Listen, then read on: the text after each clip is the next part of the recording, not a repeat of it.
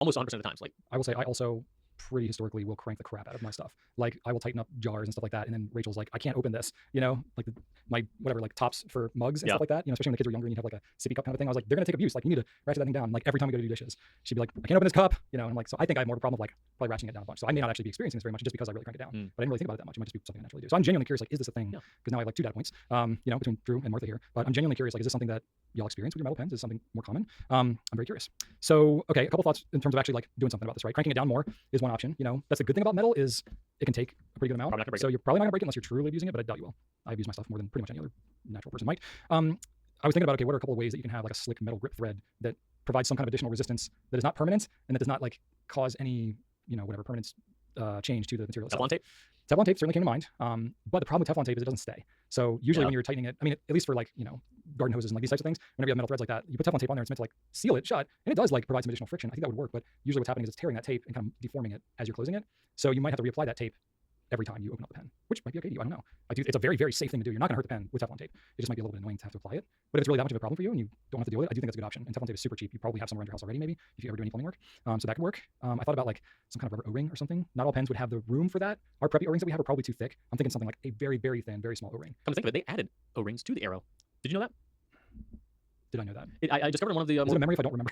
I recently, it was one of our what's new videos. I was like, just fiddling with one of our newer ones. I'm like, oh, this is new. There's no ring there. I mean, I used to like spin it, and be like, Bzz! Yeah. You can't do that anymore because there's no ring there. I'll have to go back and look through my Yeah. arrows and see. You Maybe I haven't gotten a new arrow. It's a pretty since- recent one, yeah. So maybe that's why they did it. It could very well be. Why else would they do it?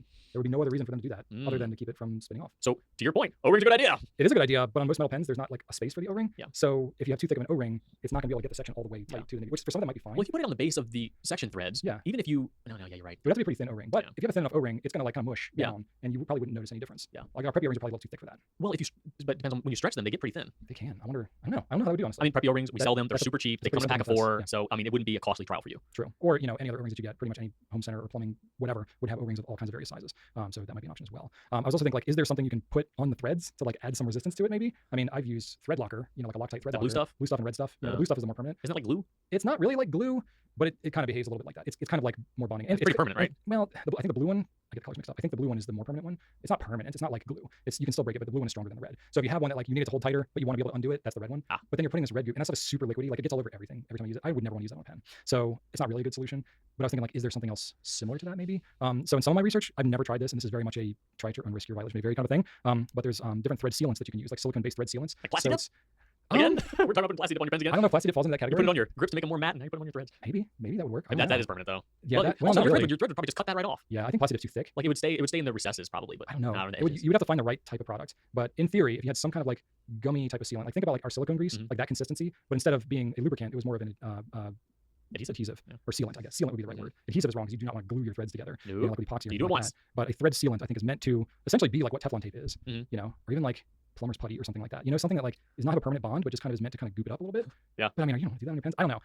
I'm thinking like the plumbing route because then you're dealing with a lot of fine metal threads Yeah. that you need to undo in plumbing work, but it still needs to kind of hold. So maybe there's something in that camp. I don't know. Maybe you'll thought of something like a silicone caulk or something like that. But everything I'm thinking of is either like going to be a huge mess. Yeah, it seems or messy. it's going to like undo the first time you do it. I don't know. It's a good question. I said the O-ring was the best bet. Well, then just do that. And we can skip the rest of the question. Anyway, Do you okay, have cool. more to say? No, that's Okay, it. all right. This is a problem I didn't even know really existed because I haven't experienced it as much, but it got me thinking quite a bit. Well, we need to do some experiment. Get some metal pens, put in some sort of like, put it on top of your tractor and see if we can just vibrate it just off. vibrate it off. Yeah, that could work. Yeah, I'm into that. Just next time you drive your tractor, hold the metal pen in your hand. Just see There what you you go. can I'll just be holding a bunch of metal pens. do. Just duct tape to the side of your, Saxophone on the yeah, other. duct tape to the side of the hood. There you go. Okay, well, that's it for Q&A this week. You can ask us questions in the comments. You can also email us at pencast@gulipen's.com, and we'll take those questions, and we will maybe answer them. All right, you ready to spotlight, Drew? Yes. The Scribo? Yes. Let's do it.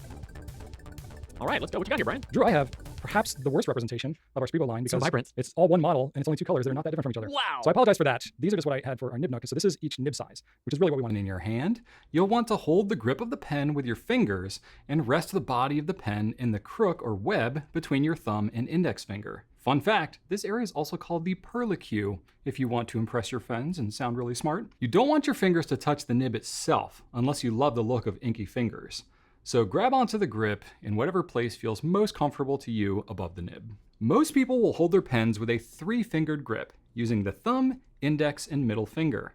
Some people use a 4-finger grip or some other modification, which for me doesn't work because my fingers are too large, but basically you can hold it however you feel comfortable. The idea is that the pen is resting mostly on your middle finger, with your thumb and pointer finger acting like tweezers for making very precise movements as you grip the pen. You don't want to feel like you're having to grip the pen tightly with some sort of death grip, It should be firmly in place, but with only enough grip strength to control the pen.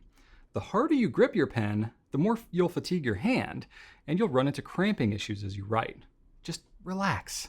The major benefit of a fountain pen is that the ink flows easily, so you may have to actually untrain yourself from firm grips that you've gotten used to with other types of pens. Fountain pens in general are also thicker than most other types of pens, so it makes it a little easier to grip and control your pen with less effort.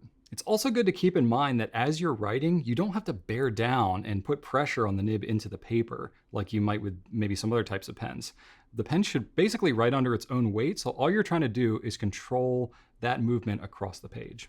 It's also important to pay attention to the rotation of the pen in your hand, keeping it from rolling too much left or right, or you could run into some ink flow issues. Most newer people to fountain pens don't even realize that they rotate the pen in their hands, since it doesn't really matter if you do this with any other style of writing instrument. So just make sure to check yourself with that, especially if you're having flow issues. Once you feel like you have a relaxed and comfortable position of the pen in your hand, take note of the pen angle in relation to the writing surface. Most nibs are ground in such a way that a 45 to 55 degree angle works best, though you may find that you write with a lower or higher angle than that, and that's okay. Just know that if you write in an extreme angle one way or the other, you might have to be more selective about the pens that you use, or you could consider getting a custom grind to accommodate such an angle. Since most fountain pens have a removable cap, many of them can be written just as they are with the body, or you can take the cap and post it onto the back. It's completely up to you how you want to write, but the biggest consideration is how posting it might add some weight onto the back of the pen, which can tire out your hand. With resin pens, this isn't usually so much an issue, but when you get into other materials like metal, the cap weight can get pretty significant. It'll honestly just be a personal preference thing. Now, while writing posture isn't something that you may have ever thought about, it can make a difference in your comfort and even the appearance of your handwriting. I find that it helps to think of a fountain pen as a true writing instrument, just as you would a musical instrument. When you play a musical instrument, there's a lot of attention given to posture so that you can play that instrument well and not fatigue or overwork certain joints or muscles. It's the same when writing. If you're just writing a few words here and there, your posture matters a lot less. But if you're writing for any significant amount of time, such as when you're journaling or maybe writing a long-form letter to someone, take a few seconds to get your posture right and it'll make a difference for you. You'll want to sit up straight at a desk or a table with a flat writing surface, with your feet flat on the floor. You should sit at a height that allows your arm to hang freely with your forearms parallel to the writing surface. This allows you to have a full range of arm motion. The heel of your hand should rest on the surface with just the weight of your forearm resting on it. This way, you can maintain control of your pen and easily glide your hand across the page. The ideal writing movement is using a balance of finger movement, wrist movement, and elbow movement. Your fingers have the most precise control for forming letters, but the muscles and tendons in your hand are smaller, so they'll tire out if you rely only on those. By incorporating your wrist and your forearm, you'll be able to write longer and with less fatigue, though admittedly, it will take a little bit of practice. Try it out and see if it makes a difference for you. Like anything else, practice makes progress. What really matters is that you enjoy the process and feel comfortable while you write. Now, when writing, you may find it helpful to turn the paper in the direction of your hand so that the paper is more or less in line with your forearm. You can play around with rotating the paper more or less as it suits you. This is especially the case if you're writing with a stub or a flex nib, as the relationship of the writing line to the pen will change the look of your handwriting. So it might be something that you want to experiment with. While I won't get into actual handwriting advice or practice here, I highly recommend Master Penman Michael Sull's book, The Art of Cursive Penmanship. It's the best resource that I've found for advice on cursive writing, with lots of practice sheets included. Just know that most of my advice in this video is based on my experience as an American writing in block print and Palmer method American cursive. So there will be some modifications or maybe alterations that you want to make if you're writing in other languages. It'll be helpful for you to understand a few key terms often used to describe the fountain pen writing experience. Feedback or tooth can refer to how smooth a nib feels as you write, but it can also be used to describe the smoothness of the paper that you're writing on. If there's a lot of feedback, that means it's less smooth and you feel more resistance or drag as you write. Bleed through happens when your ink absorbs all the way through the paper and onto the other side. This can happen with thinner and more absorbent paper, especially with wetter pens and ink. This is rarely a desirable trait, especially in a notebook where you intend to use both sides of the paper. Ghosting is not quite as extreme as bleed through. The ink hasn't gone through the back of the paper, but you can still sort of see it on the other side. Thicker paper helps to avoid this, as does using lighter colored ink. Spread or feathering can happen more with absorbent paper. It's basically the paper acting like a sponge and soaking up the ink and spreading it out.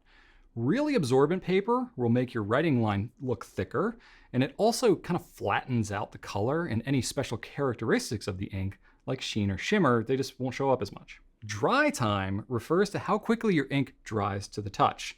This may or may not matter much to you, unless you're in particular circumstances, like maybe writing in a journal and you need to close it up quickly on the go. Or if you're writing left-handed and you drag your hand across your writing as you go. Dry time can be minimized by the ink formulation itself, by putting down less ink with your pen and nib choice, and by using paper that's more absorbent. Ink resistance is a paper feature that causes the ink to pool up on the surface and dry on top, as opposed to being absorbed into the paper.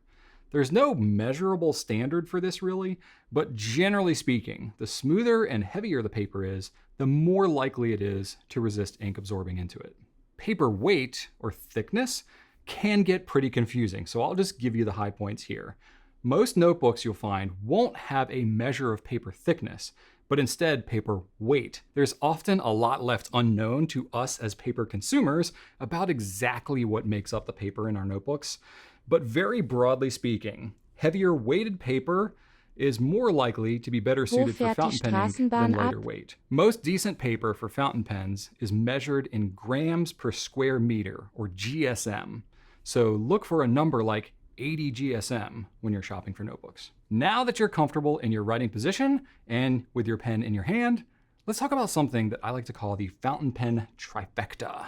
There's a relationship between the fountain pen, the ink that flows through it, and the paper that it's written on that will influence the overall enjoyment of your writing experience. This is both a blessing and a curse, because it means that you can fine-tune exactly what you want to get out of your writing, but it also means that it's going to take some experimentation to figure out exactly what you like, and it's somewhat of a process of self-discovery. The biggest factors of a fountain pen that affect the trifecta are the nib size, how smoothly the nib is ground, and how much the ink flows through the pen based on the feed and nib design. You can't really do a whole lot about how wet a pen writes, and that's all about the feed design. But know that the broader the nib size you choose, the more ink it'll generally put down and the more saturated that ink will appear.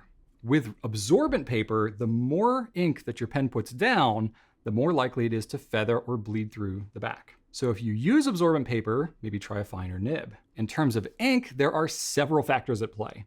Obviously, the color of the ink itself has the biggest visual impact. If you're putting down a lot of ink, it'll look darker and take a little bit longer to dry. Characteristics of ink, like shading, shimmer, sheen, and dry time, are also heavily influenced by how absorbent the paper is. As a general rule, when it comes to ink, the broader the nib size and wetter the pen, the more ink that it puts down on the paper. The more ink resistant the paper is, the more that ink is going to sit on the top of the page, and it holds a crisper line, shows more vibrance in the ink color, and things like shading, shimmer, and sheen will stand out a lot more. That's all at the compromise of longer dry time though, so there's a balance to be struck. Sadly, very few inks actually advertise all these properties, so things like flow and dry time are pretty much left to subjective feedback in reviews or through your own testing. Now, paper is often the most overlooked aspect of the fountain pen experience. In the US, where I am, our standard for paper is frankly just not that great. It's often absorbent and rough, mostly made for inkjet printers, ballpoints, and roller balls, which all work well enough with this type of paper. The fountain pens work okay on this paper too, but you'll find that upgrading your paper will make a more substantial difference than you'd probably expect. It'll be like the difference of driving on a gravel road versus driving on asphalt. This is so luxurious. Yeah. Going with a smoother and more ink-resistant paper, fountain pens will not only feel better, but the vibrance, shading, and color of the ink will drastically improve. Being totally transparent here, trying to understand what makes paper good It's kind of confusing and not really something that I think you should focus on too much when you're first getting into fountain pens, as it'll just kind of feel like a burden. But being a fountain pen retailer, here we curate all the paper products we carry to be suitable for fountain pens. So we try to make that somewhat easier for you. But of course, your own preferences will vary, and you can certainly use fountain pens on whatever paper that you have available. In my experience, you can't always trust the marketing hype around paper quality, so reading reviews from those using fountain pens and trying different papers out for yourself is best. If paper seems overwhelming and you literally just want one place to start, I recommend a Rhodia number 16 pad. It's like an A5 size.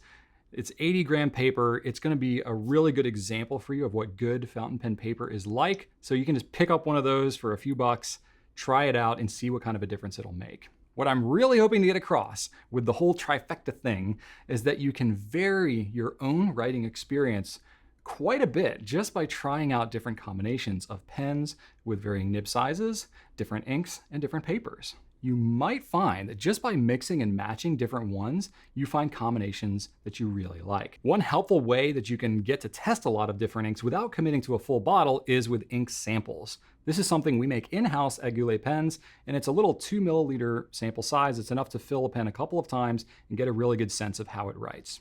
Because writing is such a highly personal experience, there's no one right way to do it. And what you really love may be different than what somebody else will love. What matters most is that your pen feels good to you when you write, that ink looks pleasing to your eye, and that you find the experience rewarding. And with that, we've reached the conclusion of Fountain Pen 101. I strongly encourage you to revisit the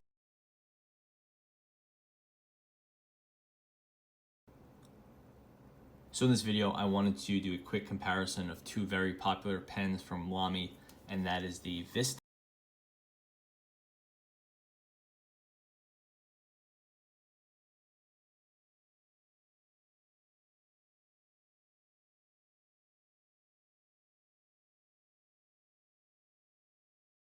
If you're a big fan of the Lamy Safari,